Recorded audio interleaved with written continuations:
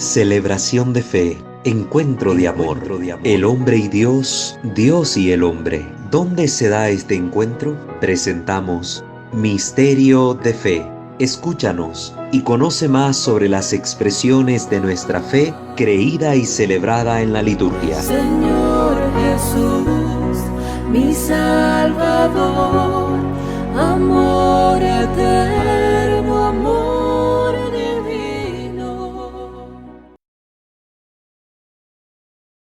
Queridos hermanos, sean bienvenidos una vez más a este su espacio de formación litúrgica en nuestro canal Misterio de Fe, que por la gracia de Dios llega a ustedes cada semana trayendo nuevo contenido que les permita a ustedes conocer mejor la fe que celebramos en nuestra liturgia. Les invitamos a suscribirse a este canal y activar la campana de notificaciones para estar siempre pendiente de todo este material, de todo este contenido. También conozcan nuestros otros dos canales en el ámbito de la formación espiritual, nuestro canal Santo Debo Ser, y en el ámbito de la formación doctrinal de corte apologético, Creo, Señor, yo creo. Pueden ustedes seguirnos también en Facebook como @WalterFajardo20, escucharnos en Spotify, pertenecer a nuestra comunidad tanto en Telegram como en WhatsApp y aportar, si ustedes lo ven a bien, económicamente a esta comunidad formativa. Toda la información la van a encontrar en cada uno de nuestros videos, al pie de los mismos en la descripción. Vamos pues a dar inicio a la formación de este día, poniéndonos en la presencia de nuestro buen Dios para pedir siempre las luces de su Santo Espíritu. Ave María Purísima, sin el ave concepta, in nomine Patris et Filii et Spiritus Sancti. Amén. Señor Dios omnipotente, Padre rico en misericordia, te bendecimos, te alabamos, te glorificamos. Te damos abundantemente gracias por todos los bienes que tú nos has dispensado. Señor Dios nuestro, pedimos encarecidamente las luces de tu Santo Espíritu para que Él nos guíe, nos dé sabiduría y discernimiento para comprender los contenidos que aquí se nos presentan y que podamos adquirirlos de forma tal que los usemos para beneficio de la comunidad a la que servimos y para nuestro bien personal. Y que todo, Señor, cuanto hagamos, te tenga a ti como a su fuente, tienda a ti como a su único fin, y busque siempre tu mayor honra y gloria y la salvación de nuestras almas. Te lo pedimos a ti que vives y reinas por los siglos de los siglos. Amén. Pater noster, qui es in celis, sanctificetur nomen tuum, adveniat regnum tuum, fiat voluntas tua sicut in cielo et in terra. Panem nostrum quotidianum da nobis hodie, et dimitte nobis debita nostra, sicut et nos dimittimus debitoribus nostris, et ne nos inducas in tentationem, sed libera nos a malo. Amén. Ave Maria, gratia plena, Dominus tecum, benedicta tu in mulieribus, et benedictus fructus ventris tui, Iesus. Santa Maria, Mater Dei, ora pro nobis peccatoribus, nunc et in hora mortis nostre. Amén. Gloria Patri, et Filio, et Spiritui Sancto, sicut erat in principio, et nunc et semper, et in saecula saeculorum. Amén. Ave Maria Purissima, sine lave concepta. In nomine Patris, et Filii, et Spiritus Sancti. Amén.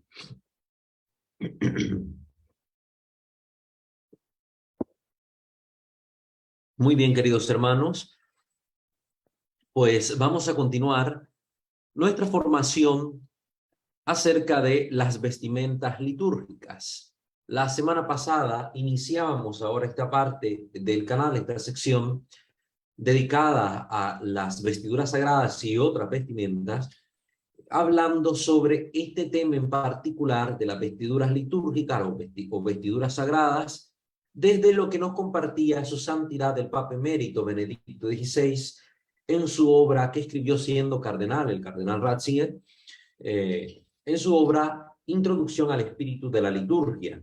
Y mirábamos toda la reflexión teológica que hacía el cardenal Ratzinger sobre el tema de la vestimenta sagrada a la luz de los textos de la Sagrada Escritura, especialmente reflexionando sobre el tema de vestirse de Cristo, revestirse de Cristo, vestirse del hombre nuevo. Reflexionábamos y nos permite entender que el tema de las vestiduras sagradas no es simple y sencillamente un añadido formalito, bonito al culto, sino que para el cristiano tiene un profundo sentido teológico, simbólico, que está ligado a la fe que se profesa y que transmite un mensaje catequético. Es decir, que los ornamentos en la liturgia no son un añadido decorativo, sino son un elemento propio del rito y que tiene un gran significado de fe para nosotros los cristianos católicos. Recordarán que todas las iglesias existentes en la actualidad han surgido en su mayoría de la Reforma, de todas estas iglesias separadas de la Iglesia Católica. Han surgido la mayoría de las que conocemos nosotros en Occidente de la Reforma Protestante. Entonces, cualquier elemento que nosotros podamos notar como algo litúrgico presente en ellos, proviene de estas raíces a las que ellos tienen que hacer necesariamente referencia, como es la liturgia, la fe de la iglesia. Entonces, si los anglicanos, si los luteranos, si alguna de estas denominaciones usa algún tipo de estos ornamentos, pues ahí tiene su razón de ser, en lo que la iglesia ha venido haciendo desde muchísimo tiempo atrás. Quiero comenzar ahora a hablar más en específico de estas vestimentas litúrgicas, haciendo ahora una reflexión histórica. Ya hicimos una reflexión teológica, ahora hagamos una reflexión histórica, una contemplación de la historia de los ornamentos en cuanto a su desarrollo, para ver si realmente provienen del judaísmo o no, que cuál es el sentido que la Iglesia ha visto detrás de estos ornamentos, y si ha tenido el mismo desarrollo en Oriente que en Occidente. Para ello, vamos a utilizar un artículo de la Enciclopedia Católica. Recuerden que siempre me gusta recurrir a la enciclopedia porque en ella se nos muestra un recorrido histórico de las cosas que vamos tocando acá, que a veces no encontramos en algunos libros modernos, donde se reducen los temas litúrgicos a lo que conocemos ahora por el ahora, y poco nos permiten entender el porqué de lo que ahora hacemos y conocemos. Mientras que en la Enciclopedia Católica se nos presenta una serie de informaciones que nos permiten a nosotros comprender mejor los porqués. Hablemos de las vestimentas litúrgicas, especialmente en Europa occidental. El término vestimentas litúrgicas denota las vestiduras que, de acuerdo a las reglas de la iglesia o uso eclesiástico, debe usar el clero al realizar las ceremonias de los servicios de la iglesia. En consecuencia, y sobre todo, en la celebración de la Santa Misa, la administración de los sacramentos, las bendiciones, la recitación solemne de las horas canónicas, servicios públicos de oración, procesiones, etc. ¿Sí? Vamos a referirnos en primer lugar en esta sección del canal a los ornamentos que tienen relación con la celebración del culto divino en todos sus aspectos.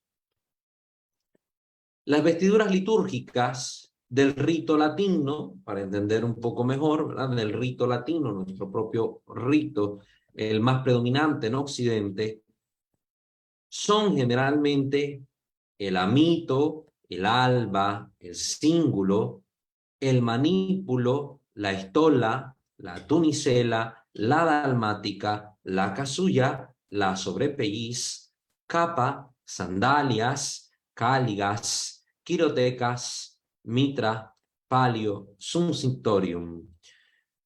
De estos ahorita no se preocupen. ¿Qué es esto? No entendí. ¿Cómo se llamaba ese? ¿Qué cosa es? ¿Con qué se come? Ahorita no se preocupen, solo estoy haciendo una mención general de estos ornamentos. La mayoría de ellos aún en uso, buena parte de ellos en uso únicamente en la liturgia tradicional, y pues algunos que ya habrán caído en desuso, pero es necesario que los conozcamos para que si lo vemos en alguna imagen, en alguna foto antigua o algo, sepamos de qué va. ¿De qué va? Bueno, y el fanón, ¿verdad? Además del suncitorio, el fanón del Papa. Pero ya todo esto lo vamos a ver en detalle. A medida que avancemos, pues vamos a ir comprendiendo porque vamos a ver una a una las piezas que componen el ajuar litúrgico de los sacerdotes.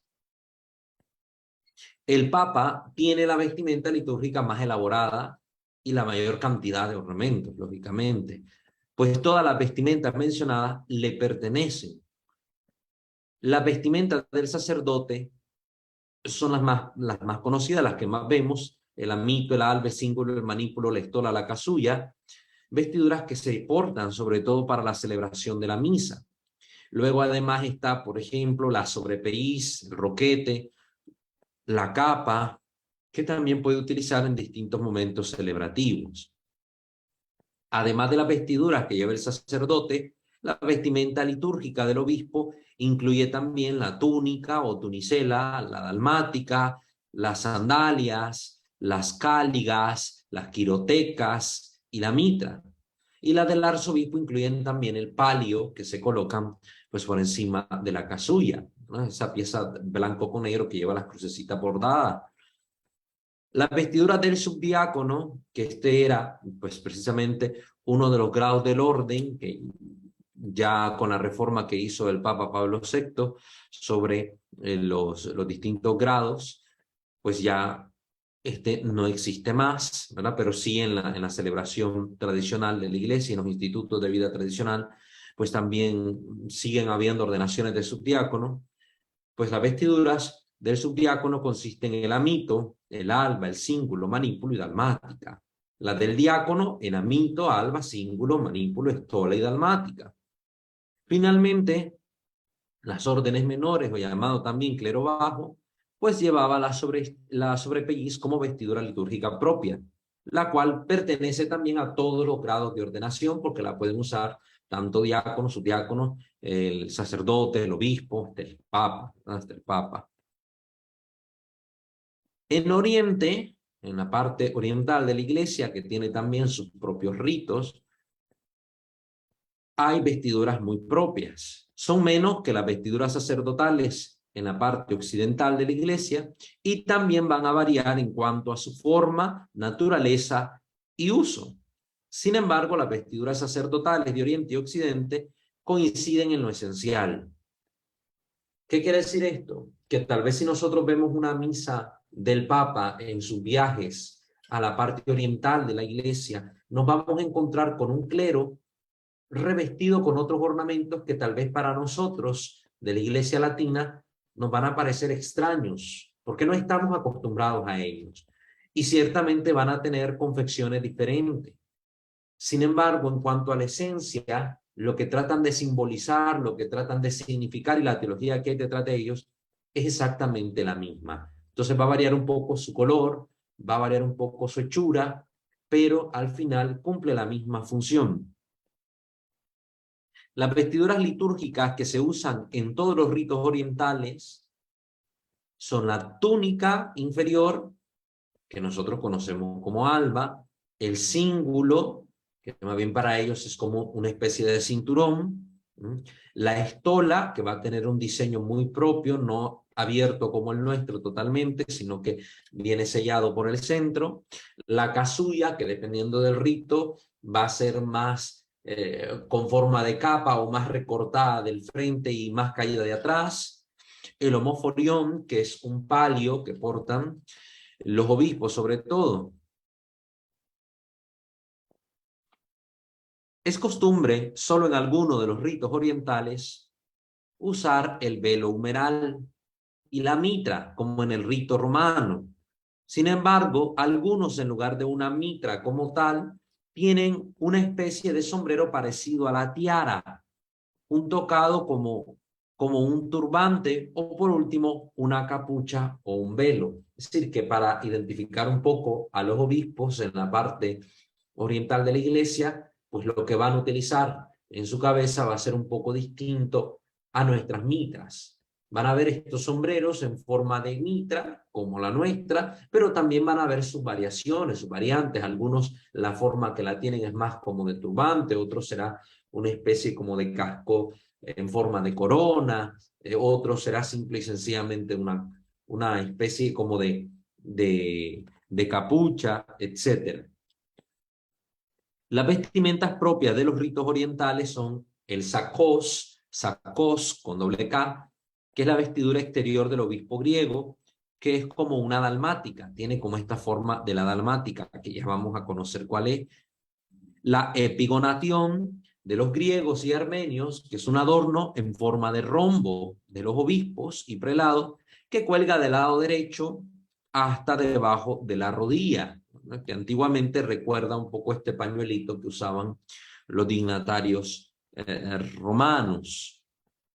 Finalmente también la epimaniquia, que son unos puños o guantes con la parte de la mano cortada, queda a forma de muñequera, ¿no? Que es habitual en todos los ritos orientales.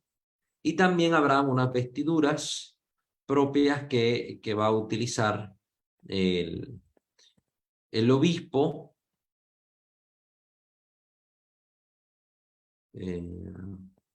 como una especie de tocado, que van a utilizar, un tocado litúrgico que van a usar los obispos, excepto en el rito armenio, donde el sacerdote también usa la cabeza cubierta, la cabeza cubierta por una capucha. Bueno, de todos modos, aquí vamos a ir hablando sobre todo de los ornamentos en el rito occidental, en el rito latino, en Occidente, que son los que más habitualmente nosotros vemos. Por cuestión de conocimiento general, les he mencionado estos ritos que son propios, estas vestiduras que son propias de los ritos orientales y que ustedes perfectamente pueden buscar en Google, ¿verdad? Cómo se viste sacerdote de la iglesia ortodoxa, cómo se viste sacerdotes de la iglesia siria, cómo se visten caldeos, cómo se visten sacerdotes que están en plena comunión con la iglesia de Roma, por ejemplo, cuando celebran el rito bizantino, cuando celebran alguno de los otros ritos que hay, como el Ciro Malankar, etcétera. Todo esto ustedes lo pueden buscar en Google. Recuerden que nosotros les mencionamos esta familia ritual dentro de los primeros videos del canal. En los primeros videos, al inicio del canal, hablamos de las distintas familias litúrgicas y ahí les mencionamos varios ritos de la iglesia y también, si no mal recuerdo, les dejamos en la descripción del video un enlace al video que proyectamos dentro de esa sesión y que ilustra perfectamente pues todas estas vestimentas que les he mencionado acá. Hablemos pues de las vestimentas litúrgicas en un sentido más general. Además de las vestimentas usadas por el clero, hay varias otras prendas de vestir usadas por los eclesiásticos que de hecho no están designadas como veste sacre, es decir, como vestiduras sagradas, pero que en un sentido general pueden incluirse entre las vestimentas litúrgicas. Así en el rito latino, por ejemplo, estará la capa magna, la capucha, la museta, el roquete, la birreta, que utilizan los sacerdotes o los obispos, los cardenales, para algunas acciones en relación con la liturgia, como puede ser una procesión, una bendición, etcétera. Y que, pues, aunque no son de suyos litúrgicas propiamente dichas, porque no están confeccionadas para la celebración de la misa en cuanto tal, o de alguno de los sacramentos, pero sí tienen alguna relación estrecha con celebraciones litúrgicas, entonces se pueden catalogar en sentido amplio como vestiduras litúrgicas. En el rito griego también va a haber algunos otros ornamentos, por ejemplo, el mandías, que es un manto, que sería como una especie de capa larga que utilizan los obispos, una cubierta similar a una birreta para la cabeza, llamada camelauquión, que es parecido pues como este bonete, pero tendrá su estructura propia dependiendo de la zona. Por ejemplo, los rusos la tienen de una manera, los griegos lo usan de otra manera, y cuando estos, ya sean sacerdotes u obispos, son monjes, bueno, en primer lugar todos los obispos en la Iglesia Oriente salen de los monjes, cuando son monjes los sacerdotes, esta especie de birreta que utilizan ellos en la cabeza tiene un velo que cae por detrás de la cabeza, llamado exocamelauquión. Exocamelauquión. Entonces, detalles para que ustedes los conozcan. No sé, los que están más metidos en las cuestiones de la iglesia podrán ver que en algunas audiencias del Papa o en algunas noticias sobre el Papa que salen en Así Prensa, en Rome Reports, pues veremos que llegan sacerdotes pertenecientes a otras familias rituales, a otras partes del mundo, a saludar al Papa, a encontrarse con él, y tendrán estas vestimentas un poco extrañas para nosotros, pero que forman parte de su ajuar propio y que los portan y de repente los vemos y decimos, ¿qué será esto? ¿Cómo se llamará? ¿Por qué lo usan? Pues aquí más o menos les estamos dando ya algunas pistas para que ustedes vayan conociendo. Entonces, cuando miren un sacerdote con este sombrerito y con un velo, pues ya saben que es un monje, que es un monje, un sacerdote célibe, porque en la iglesia oriental, sobre todo esto, está la parte del celibato opcional, ¿no? No es como la disciplina en Occidente, donde el celibato es de observancia obligatoria para nosotros, sino que hay clero casado y clero no casado en este sentido. Y bueno, también en la iglesia en Occidente tenemos el caso de los diáconos permanentes, que son diáconos de la iglesia occidental, pero contraen matrimonio, son diáconos casados, a diferencia de los diáconos transitorios que están en miras al orden, o el caso de sacerdotes u obispos que antes eran anglicanos, que acceden a la iglesia, que son ordenados sacerdotes de la iglesia y que pues en algunos casos se les permite, ¿verdad?, como sacerdotes mantener su vida familiar con su esposa, sin que esto venga en detrimento de la función que cumplen como sacerdotes de la iglesia. Pero bueno, esos son detalles que al canal ahorita como tal, no, en el punto que estamos tratando, pues no son de mayor interés para abordarlos ahorita. En su momento tal vez Dios nos permitirá tocar estos temas en el canal para abordarlos de una manera más profunda. Pero ahorita para que conozcan estos detallitos respecto a los ornamentos.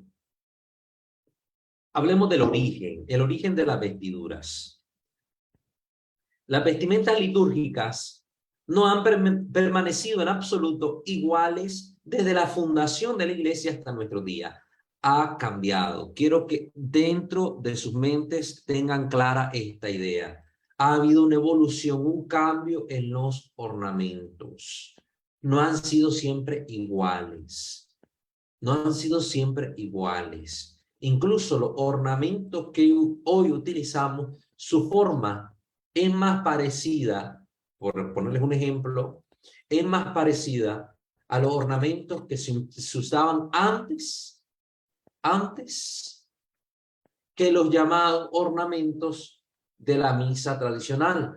Porque cuando ven algunas personas al sacerdote utilizando la casulla de guitarra o planeta, conocida popularmente, pues dicen, no, es que este sacerdote se quedó antes del Concilio Vaticano II. Este sacerdote se quedó atrás usando esos ornamentos que ya pasaron. No, querido hermano, la casulla que utilizamos actualmente, llamada de estilo gótico, esa casulla es anterior a las casullas de estilo planeta, a la pianeta, como también se le menciona, o casulla de guitarra, es anterior. Entonces, para eso vamos a estudiar acá el origen y la evolución de los ornamentos para que no vayamos a decir cosas que no son y no formemos una opinión adecuada. Ha habido una evolución.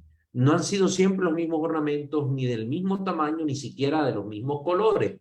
Han variado hasta los colores litúrgicos de los mismos. Entonces, la iglesia que hoy vemos, con su celebración actual de la liturgia, es fruto de esta evolución a lo largo de los años. Es fruto de la reflexión de la iglesia, de la adaptación de la iglesia a ciertas circunstancias en cuanto a sus ornamentos. Entonces, para que lo tengamos presente y abramos un poco la mente a esto que les estoy comentando. Hay una gran diferencia entre las vestimentas usadas en el Santo Sacrificio durante el periodo preconstantiniano, antes de la Pax de Constantino en el 313 con el Edicto de Milán, a las que son usadas, por ejemplo, en los siglos siguientes y las que ahora se usan en los servicios de la iglesia, así como también en el rito de la iglesia primitiva y en el tiempo de la iglesia moderna, de la iglesia actual. Cuando hablamos de iglesia moderna nos referimos al tiempo actual. Así como las ceremonias que hoy rodean la celebración de los sagrados misterios son producto de un largo desarrollo, también lo son las vestimentas litúrgicas actuales. Recordarán ustedes que cuando vimos los espacios sagrados y hablamos de los templos, pudimos notar toda esta evolución, esta transformación de los templos hasta la forma que hoy en día tienen. Pues los que mantienen estructura arquitectónica cristiana, sagrada, porque ya muchos de los templos actuales, como ustedes saben, parecen garajes, iglesias de garaje, los salones de clase. Lo mismo vimos en la evolución de los vasos sagrados y de los objetos afines a la liturgia. Han tenido un proceso, una evolución. Pues también los ornamentos no han sido ajenos a este proceso. Desde una época remota, se trató de derivar las vestimentas sacerdotales cristianas de la vestimenta de la religión judía. Es decir, como que se procuró ver que las vestimentas de los ministros de la iglesia fundada por Cristo se fundamentaban radicalmente y estaban en relación directa con las vestimentas de los sacerdotes judíos, cuando la verdad no es así. Claro que hay un fundamento que nos permite a nosotros como iglesia entender que para el servicio de Dios, del verdadero Dios, para el culto sagrado, se debe usar una vestimenta apropiada. Y si para el antiguo sacrificio, que era sombra del verdadero sacrificio venidero, se usaban vestimentas bellamente confeccionadas y consideradas sagradas por el pueblo de Israel, ¿cuánto no es mayor, o mejor dicho, cuánto mayor es la necesidad de tener confeccionadas vestiduras sagradas, dignas y apropiadas para la celebración del verdadero culto? Claro que esto sí es verdad. Presentar las cosas así sí es verdad, pero decir que directamente del efod judío deviene la casulla católica, eso sería un error.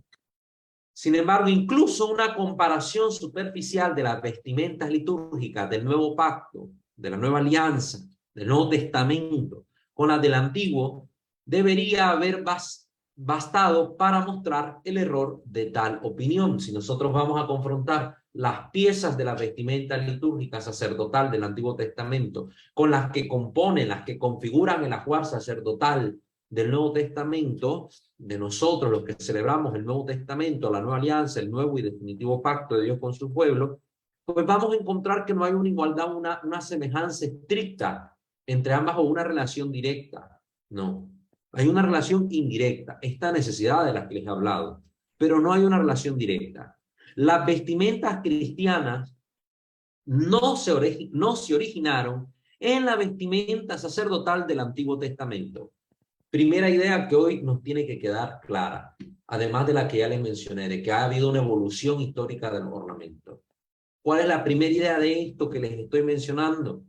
Es que nuestras vestimentas en la Iglesia Católica no se originaron en la vestimenta sacerdotal del Antiguo Testamento. Vayamos a ver cómo era la vestimenta del sacerdote en el Antiguo Testamento, cómo estaba confeccionada, y nos vamos a dar cuenta si leemos la Biblia. Léanse Éxodo 28, en el capítulo 28 del libro del Éxodo, ahí viene la descripción de cómo debía confeccionarse la ropa que iba a usar Aarón, sumo sacerdote del Señor.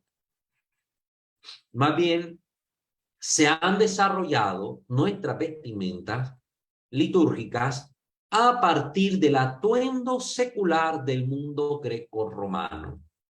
Del mundo grecorromano. Entonces, ¿de dónde se inspirará la forma que van a ir teniendo los ornamentos dentro de la iglesia? Pues de la cultura grecorromana, de la manera en cómo se vestían dignamente los representantes del pueblo, los del Senado, los dignatarios romanos, etcétera. De estos personajes se va a tomar el tipo de ropa particular que se va a utilizar en la liturgia. Posteriormente vamos a ir viendo que va a adquirir una forma muy propia de la iglesia, unos colores muy propios de la iglesia, y va a tener un simbolismo muy propio para la iglesia. Pero es ahí donde tiene su origen, no en la ropa sacerdotal de los judíos. La influencia de la vestimenta del culto mosaico o de los judíos sobre la forma de la vestimenta sacerdotal cristiana solo puede aceptarse en el sentido de que su recuerdo debe haber hecho que el uso de vestimentas litúrgicas, especialmente para los servicios de la iglesia, parezca no solo enteramente en consonancia con los con los misterios o con la dignidad de los misterios de la religión, sino incluso una necesidad, algo necesario. Eso es lo único que podemos decir. Eso es lo único que podemos decir. Que hay una necesidad de utilizar ornamentos particulares para la celebración de los sagrados misterios. Sin embargo, esta influencia judía era claramente de carácter general, no como para hacer de la vestimenta sacerdotal judía el prototipo de la cristiana. Hasta eso nos tiene que tener, tenemos que tener claro. No sé si ustedes se han fijado en las miniaturas que ponemos en los videos de estas secciones del canal. Pusimos uno para los vasos sagrados, pusimos otra miniatura para esta sección de los ornamentos litúrgicos. Y en ellas nosotros ponemos alguna cita bíblica del Antiguo Testamento.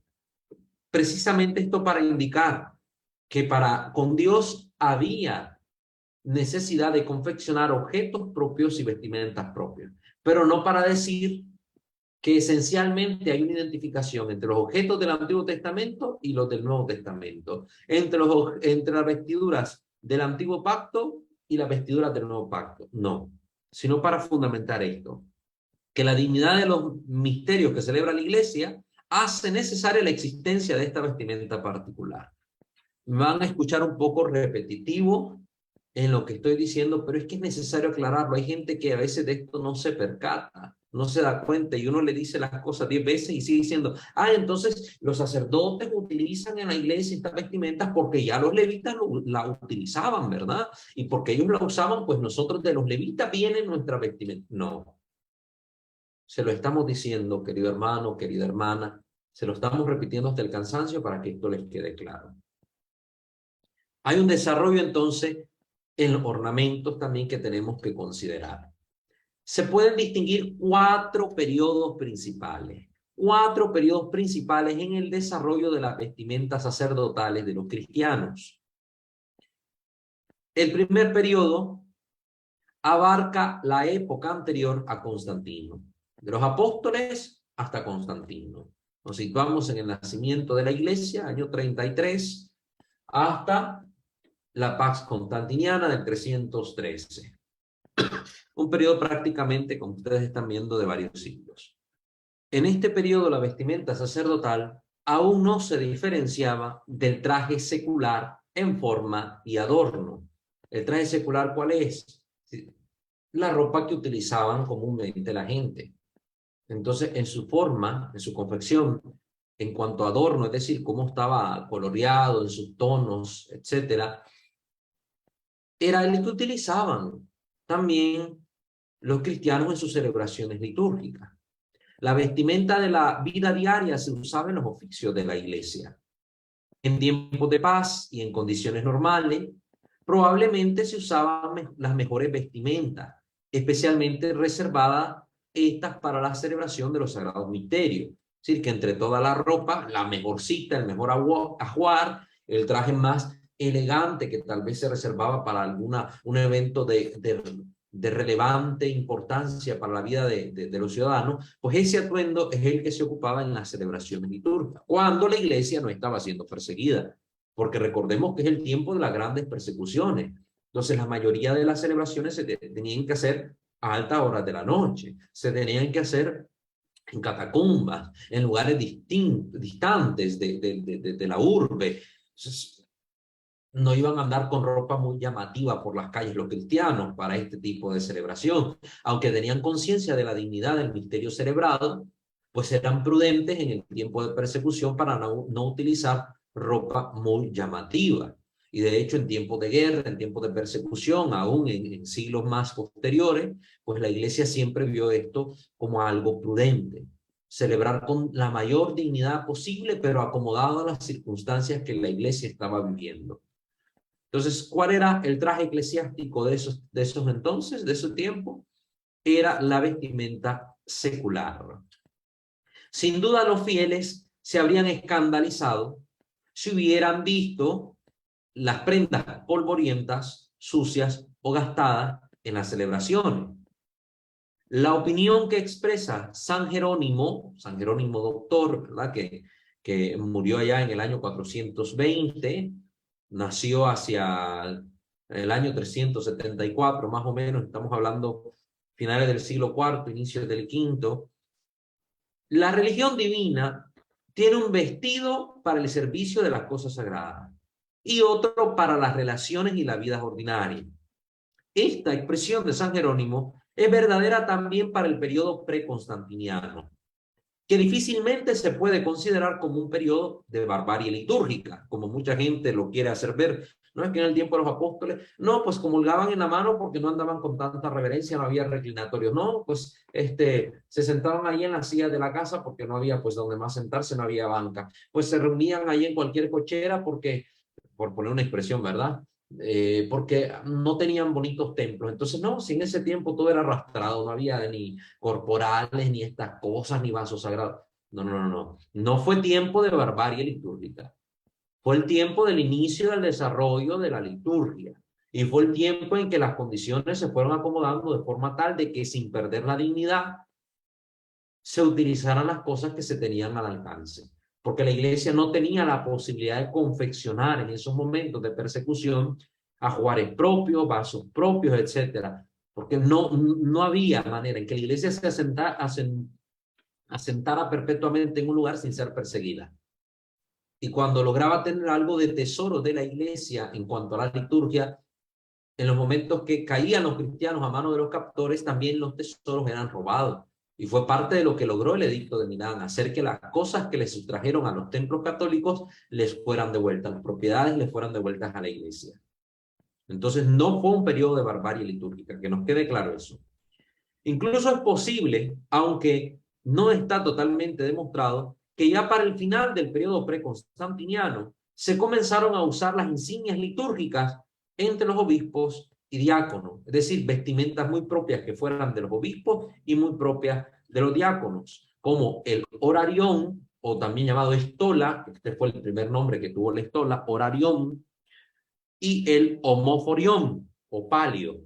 Entonces, ya la estola y el palio en tiempos de la paz constantiniana, antes de este tiempo de la paz constantiniana, ya aparecen como ornamentos propios tanto de los obispos como de los diáconos, ¿verdad? Respectivamente.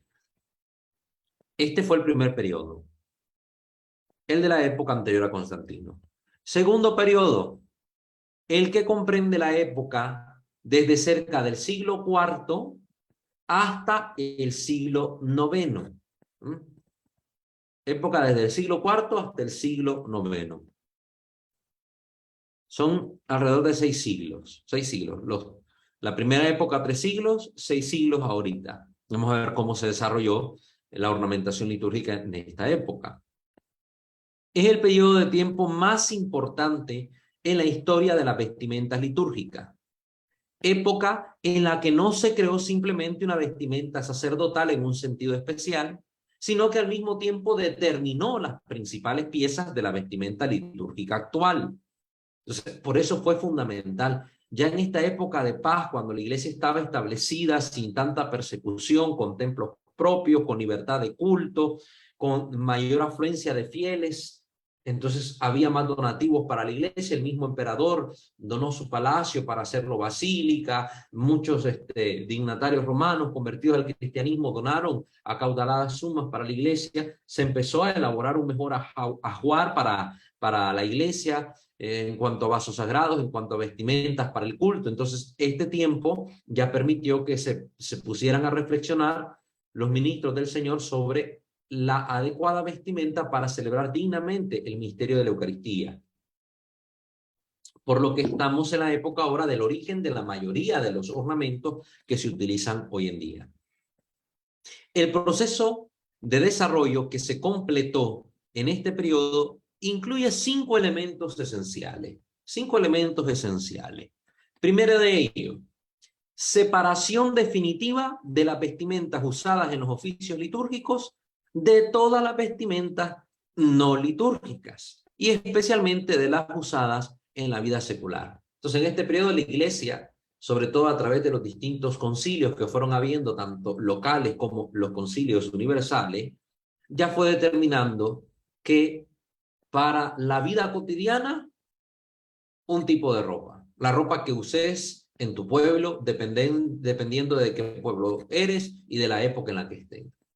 Pero una ropa apropiada y aparte para el servicio de la iglesia, para el servicio de Dios, para la celebración de la liturgia. Entonces, es lo primero. Primera característica, ya se da una separación de estos dos ámbitos, el secular y el ámbito sagrado. Segundo, separación y establecimiento definitivo de determinadas prendas de vestir. Es decir, aquí se dio a luz a unas prendas específicas. Aquí se definieron, se situaron, se establecieron que ciertas prendas eran para los obispos, ciertas para los sacerdotes, etcétera, etcétera, etcétera, ¿verdad? También aquí se dio el tercer elemento, la introducción de sacrales distintivas. Bueno, aquí también, ¿verdad? Dentro de estas piezas iban a haber unas insignias muy propias del obispo, unas insignias muy propias del diácono, unas insignias muy propias del presbítero. Entonces, ya vemos que este va haciendo el proceso. Primero se separa lo litúrgico de lo no litúrgico. Segundo, se establece la forma o el ornamento de lo que es propio de los ministros del Señor, lo que es propio. Y en tercer lugar, como la distinción entre los distintos grados del orden. En cuarto lugar, empleo de las vestiduras definitivamente asignadas para uso en los oficios divinos, con retención de la vestimenta ordinaria debajo de esta vestimenta. Es decir, que aquí en este periodo también se va viendo que pues no es que uno se desnuda como sacerdote para ahora venir y ponerse la ropa en la iglesia de su traje, sino de que se establece que los ornamentos eclesiales se utilicen por encima de la vestimenta secular. Supongo yo que esto también ayudó para zonas donde todavía la iglesia sufría algún tipo de persecución, porque recuerden que la paz constantiniana se dicta en el imperio, que el imperio en tiempos de Constantino todavía sufría cierta división, que el imperio de Constantino no abarcaba todo lo que era ya la tierra evangelizada. Entonces había zonas donde había persecución todavía, y era práctico tener por debajo de los ornamentos pues la ropa civil por cualquier cosa, alguna persecución que se diera y nos cayeran de sorpresa en la casa donde estábamos celebrando, pues más rápidamente ocultar que estábamos en la celebración de la misa, pues cambiándonos a lo inmediato para aparentar otro tipo de reunión.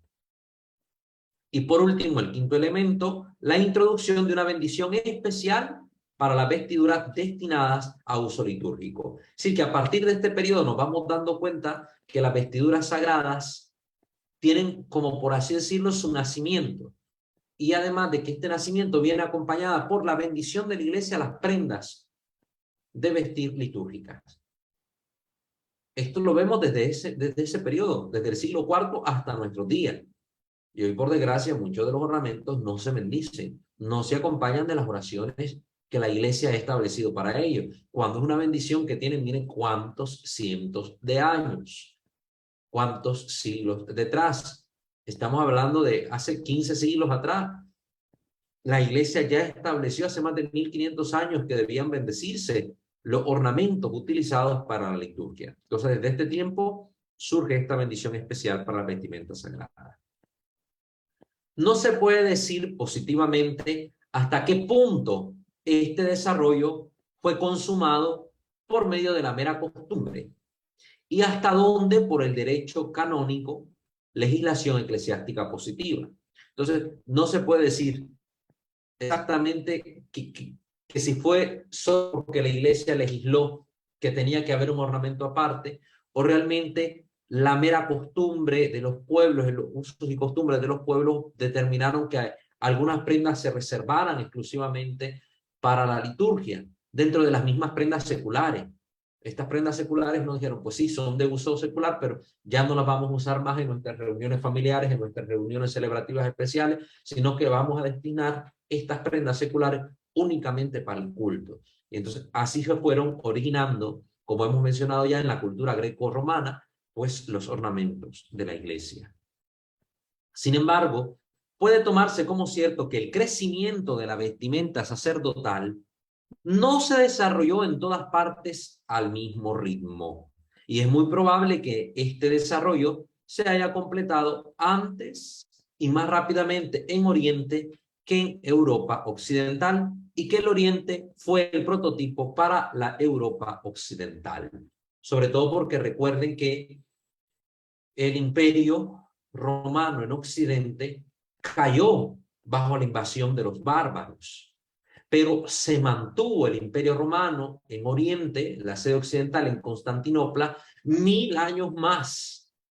Entonces el desarrollo en Europa de estas vestimentas y de esta fijación de las vestimentas, etcétera, sobre todo en la Europa occidental, se vio muy influenciado por el Imperio Romano de Oriente.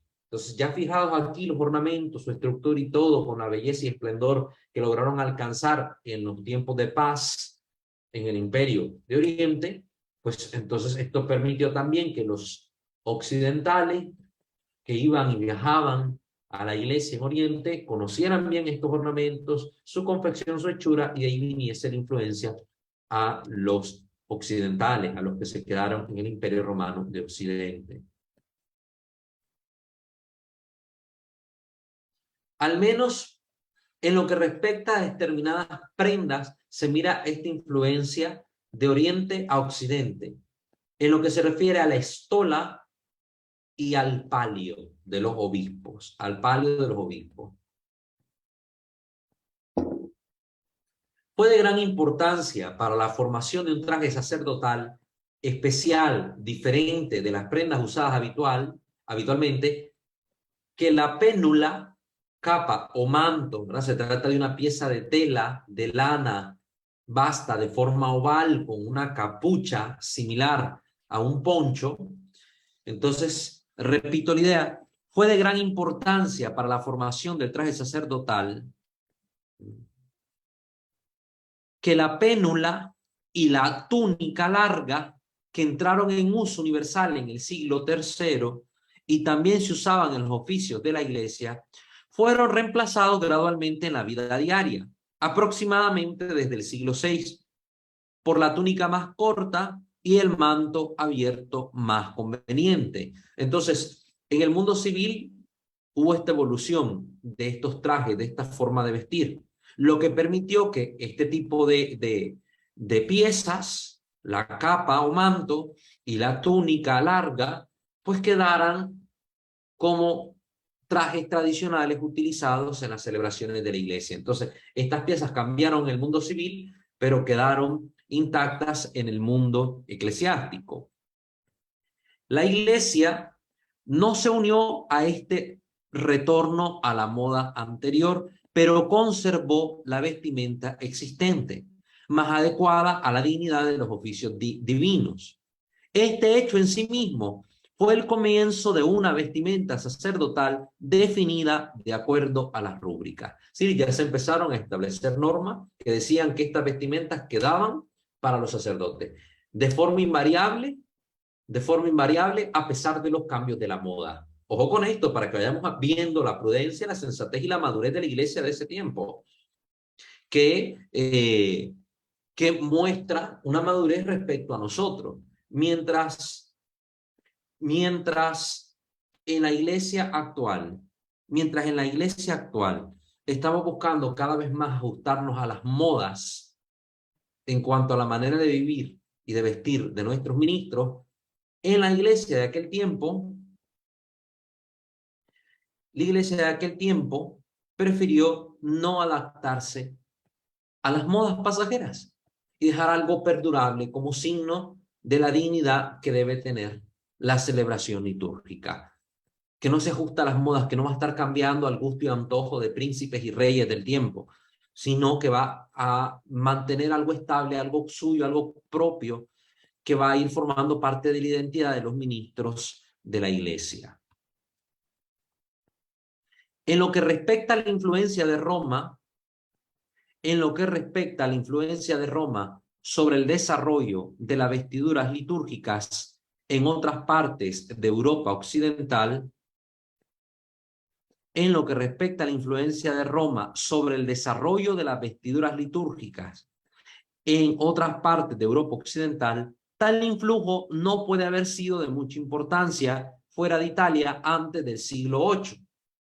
¿sí? Ya la influencia de Roma como tal, el peso de la influencia de la iglesia romana, se va a ver en el mundo a partir del siglo VIII en cuanto a la vestidura, del siglo VIII. Antes no, porque igual había muchos conflictos en la urbe y cada una de las iglesias occidentales iba desarrollándose también a su propio ritmo e incluso iban dando origen a distintos ritos, muchos de los cuales pues fueron desapareciendo a medida que los concilios iban estableciendo una estructura general para el rito de la iglesia. El caso, sin embargo, fue diferente a partir del siglo VIII. Y en el siglo IX, la costumbre romana era autoritativa en casi todas partes de Occidente. Ya a partir del siglo IX, pues en todos lados se seguían los usos, las formas, la vestimenta, que se utilizaba también en la sede del Papa, ¿verdad? En la iglesia de Roma. Llama la atención la gran sencillez de la vestimenta litúrgica en la época precarolingia, que es una época que comprende antes del siglo VIII hasta el siglo X, ¿verdad? Entre el siglo VIII y X, la época precarolingia. La forma digna y con muchos pliegues que se encuentra constantemente en escultura y pintura de esa época, de hecho, no requería decoración, que en ese momento se limitaba casi exclusivamente al clavi, que es la orla roja ornamental de la dalmática. Es decir, que en esa época, en cuanto a lo ornamental, era muy sencillo. Únicamente una franja roja, que si nosotros buscamos pinturas de esa época, vamos a encontrar este tipo de diseños, ¿no? En la dalmática, por ejemplo, en este tipo de ornamentos que usaban los diáconos. Una franjita roja decorando pues, los pliegues de la tela. Muy bien, ese sería el segundo periodo, ¿verdad? El segundo periodo. El tercer periodo, miremos el tercer periodo. Se extendió desde el siglo IX hasta el siglo XIII. 4 siglos más, 4 siglos más. Este es el tercer periodo. Completó el desarrollo de las vestimentas sacerdotales en Europa occidental. Dejó de ser costumbre que los acólitos llevaran casulla, estola y manípulo. Imagínense los acólitos, los que servían en la misa, que no eran de por sí ministros ordenados, pero que ayudaban en la misa, también portaban casulla, estola y manípulo. Diciendo esto, ya me imagino cuántos monaguillos quisieran en la época actual vestirse igual que el padre, ¿verdad? Porque se sienten tan atraídos por el ministerio sacerdotal, muchos monaguillos, que quisieran vestirse como los sacerdotes, ¿verdad? Eso es muy bueno, que todavía el sacerdocio se vuelva atractivo para nuestros jóvenes monaguillos. La tunicela se convirtió en la vestidura habitual de los subdiáconos, ya en este tercer periodo. La tunicela, que vamos a ver más adelante qué es, se convirtió en la vestimenta habitual de los subdiáconos. La casulla en la vestidura habitual exclusiva para la celebración de la misa. Y las capas pluviales, capas litúrgicas, ocuparon su lugar en las demás funciones. Entonces, ya este periodo empieza a poner en orden un poco qué ornamentos usar para qué celebraciones. Otra y nueva vestidura fue la sobrepelliz, que apareció en el transcurso del siglo XI. ¿Sí? Ya a partir del segundo milenio, en los inicios del segundo milenio de la vida litúrgica de la Iglesia, nace esta vestimenta, la sobrepelliz, que si ustedes han visto a los sacerdotes o los monaguillos, para que entendamos un poquito, para que se nos haga similar el sacerdote, el seminarista, cuando visten su sotana, a veces los monaguillos también, la sotana negra, en el caso de los monaguillos la roja, encima llevan otra pieza de color blanco. Bueno, a veces el roquete, a veces la sobrepelliz. Ya después notaremos la diferencia esencial que hay entre una y otra, pero para que digamos esta tela blanca que se pone encima de la sotana, que no es el alba que llega hasta el talón del pie, no, sino esta más corta que llega hasta la rodilla. Apareció entonces a inicios del segundo milenio. Y comenzó en medida cada vez mayor a reemplazar a la alba en algunos oficios. En el tercer periodo, sobre todo, los pontificales, es decir, las insignias propias de los pontífices, hablando como obispos, el pontífice es el obispo en su diócesis, recibieron su forma definitiva, lo que iba a usar el obispo como tal, que las cáligas, que las sandalias, que las quirotecas, que son los guantes, que la mitra, aquí empezaron a tomar su forma definitiva. Este fue el resultado natural del enorme avance en la importancia secular de los obispos y de su posición en la vida pública, que se produjo en la época carolingia. Es decir, los obispos empezaron a tomar una figura preeminente en la sociedad, no solo a nivel eclesial, sino en la sociedad. Y entonces se les fue revistiendo de signos que los presentaran ante la sociedad y ante la iglesia como figuras preeminentes, relevantes. Entonces se les vistió con más atuendos y atuendos muy llamativos, muy distintivos, que les permitiera presentarse ante los demás como tal, como tal. Muchos de ellos eran representantes diplomáticos de los príncipes, del mismo emperador, tenían funciones reales dentro del imperio, dentro de los países, no solo ejercían una función eclesial. Recuerden que era la época de matrimonio entre trono y altar, entonces también jugaban un papel civil los señores obispos. Vestimentas como las sandalias, las cálidas, se convirtieron en ornamentos exclusivamente episcopales. Las nuevas vestiduras pontificales eran las quirotecas, los guantes, el suncictorium, uno que se usaba, pareciera como el manípulo, pero un poco más grande, solo que este se amarraba a la cintura, colgaba del cíngulo. La mitra, a lo que se añadía entre los obispos alemanes el racional, que era una imitación del palio de tipo griego, de tipo oriental. Cuando Amalario, este hombre que era un gran teólogo y liturgista cristiano del Renacimiento carolingio, cuando Amalario escribió su tratado De Officiis Ecclesiastici,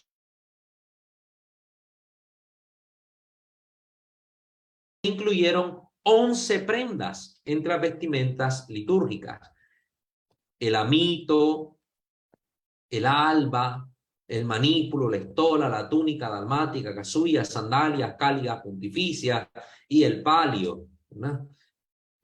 Todos estos, 11 prendas. En la época de Inocencio III, que su pontificado duró desde el año 1198 hasta el 1216, las vestimentas litúrgicas eran ya 17, y el fanón, que equivale al amito papal, no estaba entre ellas. Serían 18 con el fanón. Los protestantes han afirmado que el desarrollo de la vestimenta sacerdotal en el tercer periodo se debió a la formulación del dogma de la transubstanciación. Es decir, este dogma que enseñaba que realmente en el pan y en el vino está presente Cristo total, cuerpo, sangre, alma y divinidad. Entonces los protestantes, como empezaron a creer eso, inventaron este dogma, entonces quisieron resaltar la importancia de este dogma con todos estos ornamentos, dicen los protestantes. Lo cual, sin embargo, es totalmente incorrecto. Esto es mentira, porque ya para el año 800, por lo tanto, antes de la discusión respecto a la Eucaristía, la vestimenta litúrgica estaba completa en todas sus partes esenciales. Entonces, antes incluso de que se dogmatizara esta verdad de fe que ya se ha creído desde el principio, que es la presencia real de Cristo en la Eucaristía, pues antes de esta dogmatización de la creencia de fe, ya había un desarrollo de las vestiduras sacerdotales, sobre todo en sus partes esenciales. La introducción de la capa pluvial y la sobrepelliz surgió del deseo de estar más cómodo, ¿verdad? Son vestiduras un poco más cómodas. Pero el desarrollo de los pontificales se basó, como se ha dicho, en la importante posición secular que los obispos disfrutaban desde la era carolingia, lo que naturalmente trajo consigo un correspondiente enriquecimiento de los pontificales, de las vestiduras de los obispos. La doctrina de la transubstanciación no ejerció influencia alguna sobre el desarrollo de las vestimentas litúrgicas. Esto para que le quede bien pues a los protestantes, bien claro. En el rito griego, en este periodo, no se puede rastrear el desarrollo de la vestimenta litúrgica en los otros ritos orientales. Solo se enriquecieron los pontificales. Durante ese periodo lo que sabemos con seguridad es que se vio más enriquecidos los ornamentos propios del obispo. Los nuevos pontificales fueron el sacos, todavía una vestimenta patriarcal, el epimaniquien, el epigonation, y en la medida en que esta vestimenta no se hubo introducido ya antes del siglo IX. El epigonation tenía originalmente la forma de un pañuelo y era llamado enquirio, paño de mano o pañuelo, y no fue llamado epigonation hasta el siglo XII. Entonces, los ornamentos también fueron sencillos, tenían su palio los obispos, pero con el paso del tiempo, pues ya pusieron pues este pañuelo en forma rectangular, caído al lado derecho del obispo, ya las muñequeras que utilizaban con el ornamento, pues también surgieron en este periodo, dentro del tercer periodo, eso en Oriente. Finalmente, y con esto vamos a cerrar la sesión de hoy, el cuarto periodo, que es más breve, vamos a hablar del siglo XIII hasta el tiempo actual. La historia de las vestimentas litúrgicas es casi totalmente la historia de la evolución en las rúbricas, su adorno con bordados y encajes ornamentales y la naturaleza del material con el que están hechos. Entonces ya no es tiempo como de definir cómo era la casulla, sino que aquí ya estaba un enriquecimiento de los ornamentos existentes en cuanto a la forma de su bordado, de sus encajes, el enriquecimiento en cuanto a los colores, etcétera. En general, la tendencia en el cuarto periodo ha sido hacia una mayor riqueza de material y ornamentación, pero al mismo tiempo hacia una mayor comodidad. Por lo tanto, un acortamiento y ajuste constante a la figura. ¿Ves? Cada vez fueron menos holgadas la vestidura, la casulla que antes tenía la forma de capa, que se parece más a la forma gótica actual de las casullas de nuestro tiempo, las empezaron a acortar por distintas razones y así fue adquiriendo la forma de pianeta, etc. Entonces es un tiempo como de adecuación de los ornamentos, deteriorando naturalmente la forma y el efecto estético de las vestimentas anteriores. Solo se le ha permitido a la mitra crecer hasta convertirse en una torre en forma desproporcionada. Las mitras, llegó un momento antes del Concilio Vaticano II que eran enormes, sobre todo la mitra preciosa, ¿verdad? Alta, bien puntiaguda y enriquecida con bastantes tipos de joyas, ¿no? Piedras preciosas.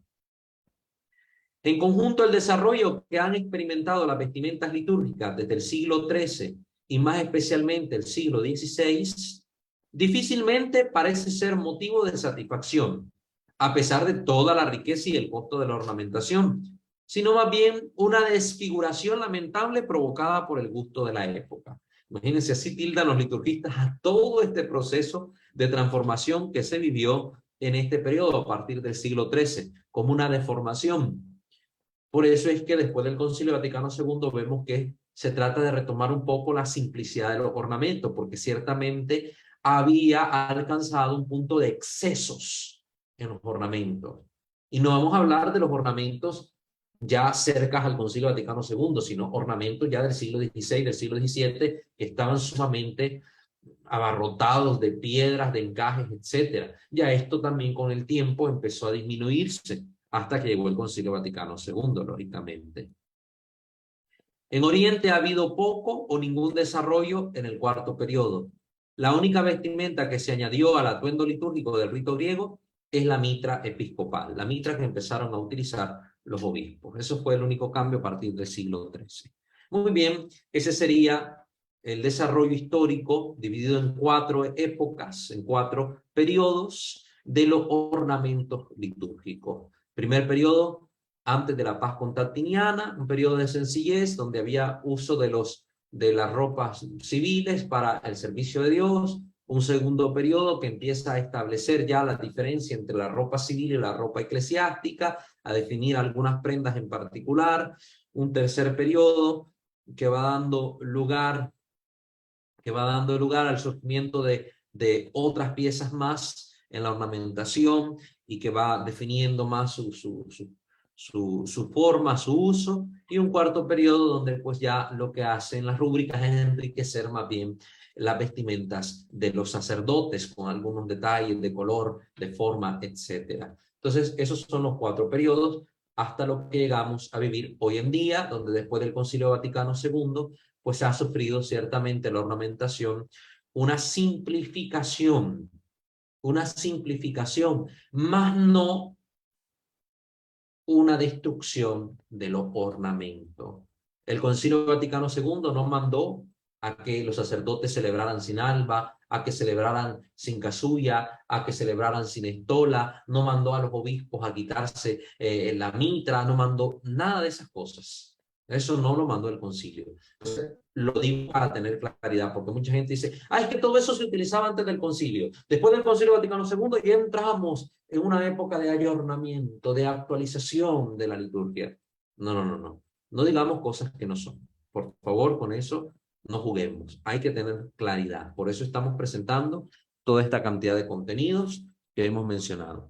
Ya después vamos a seguir leyendo este artículo, que está interesante, algunos puntitos más, y seguir adelantando pues en la formación que estamos llevando. Es un proceso, recuerden, vamos poquito a poco, así hicimos en las otras secciones del canal, y hasta que llegamos pues a hablar de cada una de las partes, que es lo que vamos a hacer luego con los ornamentos, vamos a hablar de cada uno de ellos. Entonces, queda pendiente para la próxima sesión empezar a hablar de las vestimentas litúrgicas y el protestantismo. Tenemos que hablar también de su simbología, etcétera, etcétera. Entonces, para que lo tengan presente de qué va a venir el tema la próxima sesión. Muy bien, queridos hermanos, quiero invitarles a suscribirse a este canal, Misterio de Fe, activar la campana de notificaciones para estar pendiente de toda esta formación que estamos impartiendo, y también pues visitar nuestros otros dos canales, Creo Señor Yo Creo, Santo Debo Ser, escucharnos a través de Spotify, seguirnos en nuestra fanpage en Facebook, @WalterFajardo20, unirse a nuestra comunidad en Telegram, en WhatsApp, para formar parte pues de nuestra comunidad formativa y estar al tanto de cualquier noticia que por esos medios hagamos llegar, apoyar, si ustedes lo ven a bien, apoyar económicamente a esta comunidad con la información que les dejamos en la descripción de cada uno de nuestros videos. Muy bien, pasamos ahora a la parte de escucharles a ustedes. Si están en vivo en YouTube, pueden ustedes a través de la caja de comentarios escribirnos sus dudas, sus interrogantes, hacernos llegar sus saludos. Recuerden escribir su nombre y de qué país nos están hablando. Y si están conectados en Zoom, en la sesión en vivo, pueden también participar activando su micrófono. Osvaldo, te cedo la palabra. No sé si hay algún comentario ya en YouTube. Sí, ya hay comentarios. El primero es de parte de María de los Ángeles Flores, que dice: buenas noches, hermano Walter. Gracias por la sesión de hoy. Cada sesión aprende uno más. Dios lo bendiga. Amén, hermana María de los Ángeles. Que el Señor le bendiga a usted, a su familia, y gracias por continuar formándose con nosotros. Como ustedes ven, es una formación sistemática. Vamos llevando un orden que nos permite fijar ideas claras en nuestra mente. Hoy, ¿qué ideas claras fijamos? Dos clarísimas, así que me pueden decir de inmediato. En primer lugar, dijimos que ha habido un desarrollo histórico de las prendas litúrgicas, que no siempre han sido como las que conocemos hoy. Y en segundo lugar, que estas prendas no tuvieron un origen directo en las prendas sacerdotales de la religión judía. Son dos ideas que tenemos que tener claras en esta sesión de hoy. Ya todo lo demás son ideas que tenemos que ir ordenando, anotando, y conocimientos que debemos ir adquiriendo y fijando en nuestra mente. Muchas gracias, hermana María de los Ángeles. El siguiente comentario es de parte de Israel Vallejo, que dice: buenas noches a todos. Excelente información. Se aprende bastante. Gracias, hermano Walter. Saludos. Excelente noche. Bendiciones. Hermano Israel, acá en México, claro que sí. Muchísimas gracias a ti también por continuar con nosotros. Y sí, aquí hay mucho que aprender, mucha caña que moler, pero para eso estamos acá. ¿Verdad? En vez de dedicarle tiempo a otras cosas que tal vez son menos productivas en nuestra vida cristiana, aquí ocupemos nuestro tiempo, invirtámoslo bien para formarnos, aprender y crecer en el conocimiento de la fe que como católicos celebramos. Dios te bendiga a ti y a tu familia. Saludos a todos ellos. Siguiente. Por el momento ya no hay más. Bueno, perfecto. Entonces, ahí teníamos esos dos comentarios. No sé si aquí alguno de los hermanos que esté conectado en Zoom quiere participar, decir algo, preguntar algo. ¿Le escuchamos? Creo que está nuestro hermano Fermín conectado por acá. Si quiere decir algo, hermano Fermín, lo escuchamos. ¿Qué tal, hermano Walter Fermín García, de aquí del Estado de México? Que Dios lo bendiga. Lo escuchamos, hermano Fermín. Igualmente, hermano, un gusto saludarle. Para todos igual. Buenas noches. Hermano, me conecté un poco tarde, no llegando del trabajo. No sé si la pregunta que vaya a hacer acorde a esto, usted me corregirá. Sí. Pero sí tengo una duda. Sí escuché parte del tema, pero no todo. La cuestión de la situación de los papas en relación a las procesiones que se hacían anteriormente, aparte de todos los ornamentos litúrgicos, ¿dónde entraría la situación de que entraban en procesión eh, ellos, no sé cómo se llamará, pero pues entraban literalmente cargados, ¿no? Eso, pues, ¿entraría aquí en este tema o podría ser en otra ocasión, otro tipo de tema? Sí, estamos hablando apenas del desarrollo histórico a nivel general de todas estas cosas, ¿verdad? Ujú. Entonces, no hemos tocado lo que son cada uno de estos elementos, ¿verdad? Por ejemplo, lo que tú mencionas se llama la silla gestatoria, donde cargaban al Papa para entrar en las procesiones. Recuerda mucho la manera en cómo los emperadores también eran cargados, llevados, presentados ante el pueblo, llevaban una especie de abanicos imperiales, que nosotros así los conoceríamos, los fabelos, con los que se soplaba, se alejaban a los insectos y también era un signo llamativo. Llevaban muchos otros signos que eran propios del imperio. ¿Por qué? Porque una vez que cae el imperio romano en Occidente, que cae el imperio romano en Occidente y el emperador tiene que mudar su sede precisamente hacia el oriente, a Constantinopla, el Papa asume el rol de dirigente y representante del Imperio Romano Occidental. Entonces, él fue el que le tocó tratar con Atila, le tocó tratar con todos estos bárbaros. El pueblo miraba en el Papa esta representación, este mando, este poder, esta autoridad, porque recuerden que había una relación estrecha entre trono y altar, entre religión y gobierno, no como ahora que ya se dio la separación de Estado e Iglesia. Entonces, el Papa también, al ser la cabeza de la Iglesia en Roma, era un obispo importante, no solo a nivel nuestro de Iglesia, ¿verdad? El sucesor de San Pedro, sino que era el obispo del emperador, estaba cerca del emperador, atendía las necesidades del imperio. Tenía entonces derecho a usar ciertas insignias propias del Imperio Romano y que fueron haciéndose muy suyas cuando se da esta caída del Imperio Romano de Occidente y él viene a asumir este poder, viene a tomar este mando. Entonces también estas insignias se fueron identificando con él para presentarlo igual ante los bárbaros, ante los demás pueblos, como un hombre grande, como un hombre importante, como un hombre poderoso. Sí, recuerden que tal vez esto hoy nos parecerían a nosotros signos de ostentación de vanidad o de ostentación de soberbia, pero no, en aquella época estos signos tenían mayor importancia que para nosotros en la actualidad, porque la gente estaba más acostumbrada a que lo que entraba por sus sentidos, esto como que les impactaba más que ahora, pues ahora ya nos da igual. Nos da igual si entra el Papa solo con su sotana o entrara con la tiara, nos daría lo mismo en este sentido. Pero para aquellos tiempos, esos signos mostraban poder, mostraban que era alguien importante, alguien al que se le tenía que respetar.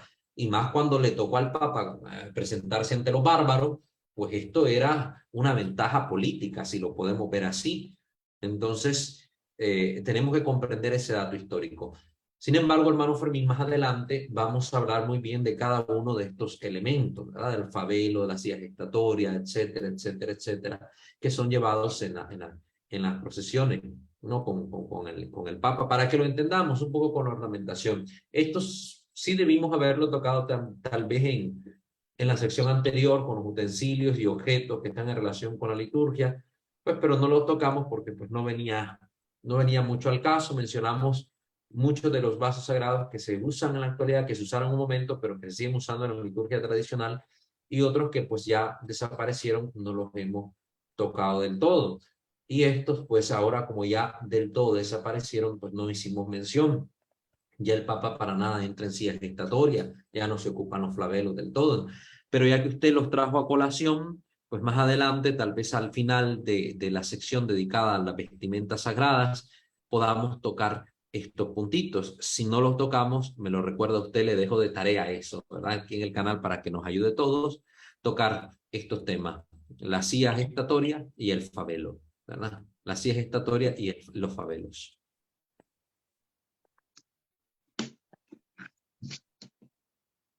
Muy bien. Ok, sí, hermano. Una última pregunta. Diga. Yo sigo al padre Roberto Sipol. Él, pues, se menciona en todas sus páginas como Monseñor Roberto Sipol. Esto significa, pues, obviamente que él es obispo, ¿no? Por el nombramiento. No, no Bueno, quiero pensar que así necesariamente. no podría, ¿no? No Es que necesariamente, hermano. Monseñor, no, Monseñor es un título honorífico que en la iglesia se da. Entonces, el obispo es obispo y por el honor que debemos a él, le decimos Monseñor, mi señor, Monseñor.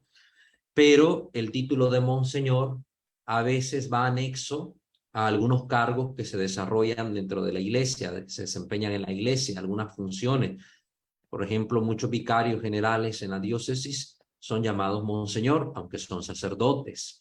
Aunque si hay un obispo auxiliar, pues él va a tomar siempre el lugar de el vicario general de la diócesis. Entonces, hay otros que son sacerdotes, pero que el Papa les concede ser prelados de honor, ¿verdad? Prelados de honor, y también reciben el título de monseñor. Lo que pidió la última vez, lo que pidió el Papa Francisco fue que los obispos tuviesen cuidado con a quienes le daban este título, porque a veces se miraba casi como una recompensa, nada más, y algunos hacían ostentación del título por el título. Y entonces había muchos sacerdotes jóvenes que caían en ese error de la ostentación, y por ello el Papa pidió prudencia y pidió que por lo general, no como regla fija, que solamente así tiene que ser, pero por lo general se otorgara el título de monseñor cuando se fuera a dar a sacerdotes que por lo menos tuvieran 65 años de edad. Y digo por lo general porque vamos a encontrar obispos ordenados de menor edad y son monseñores por el cargo que tienen como obispos de la iglesia, ¿ya? Pero para que conozcan, no siempre alguien que se presenta como monseñor quiere decir que sea obispo. Sí,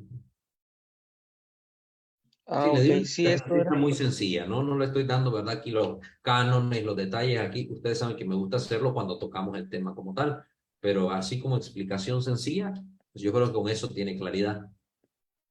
Ah, ok, sí, mi duda es porque, por ejemplo, a veces él, bueno, en algunas fotos usa el fajín y usa, pues, sus ¿Cómo me dice que se vestimentas llama? oscuras y su fajín.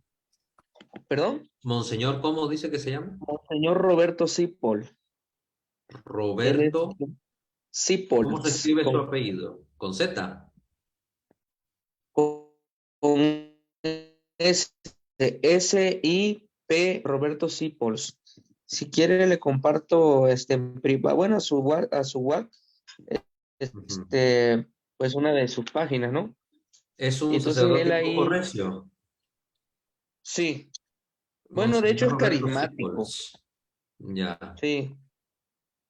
Él utiliza, eso es lo que a mí ahora sí que con relación al tema, sí me desubico un poco porque él en algunos eventos se infiere que particulares, pues sí utiliza su vestimenta oscura y su fajín, pero no utiliza solideo. Ujú. Y en las prédicas que hace por lo regular, que siempre celebra misa, no se le ve ninguna vestidura que se le refiera a obispo. Entonces, esa es mi duda Sí, con puede referente a estar él. tal vez ocupando algún cargo de importancia, ¿verdad? En su diócesis Ujú. y por eso tiene el nombramiento de monseñor. No, no lo conozco. Según lo que leo de él, es fundador. Él es fundador. Vamos a ver, dice acá, vamos a lo último. Es vicario general de la arquidiócesis de Valencia. Entonces, como es vicario general, claro, el vicario general, Mm. por lo general se le concede el título de monseñor, ¿no? Entonces no puedo decirle que él sea obispo como tal, aquí no me aparece ordenado como obispo. ¿Mm? De hecho, aquí lo único que dice al final es que su última responsabilidad parroquial fue en la parroquia de Nuestra Señora de la Asunción y Santa Rita, en el Trigal de Valencia, el 14 de septiembre del 2021, Monseñor Reinaldo del Prete, arzobispo metropolitano de Valencia, lo consagró como predicador a dientes en la Catedral de Valencia, un predicador. Desde ese Ajá. momento se encuentra dedicado a la predicación del Evangelio de Jesucristo fuera y dentro del país de Valencia. Pero no me dice acá que es obispo, es monseñor porque es el vicario general de la diócesis de Valencia. Entonces, pues como monseñor, pues él sigue utilizando sus prendas sacerdotales propias del grado del orden pues, al que él pertenece. Pero no es obispo.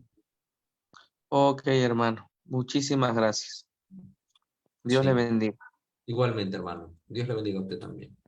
Gracias. Bueno, no sé, hermano Osvaldo, si hay algún otro comentario por YouTube. Sí, uno más de parte de Hilda Valderas. Sí. Dice, saludos hermano Walter, Dios lo bendiga. Amén, hermana Hilda, también para usted y su familia. Dígale que les mando a todos un fuerte abrazo a la distancia y que siempre les recordamos con cariño, pues, y a todos los hermanos de la comunidad, que también pues los tengo siempre presentes en mi corazón.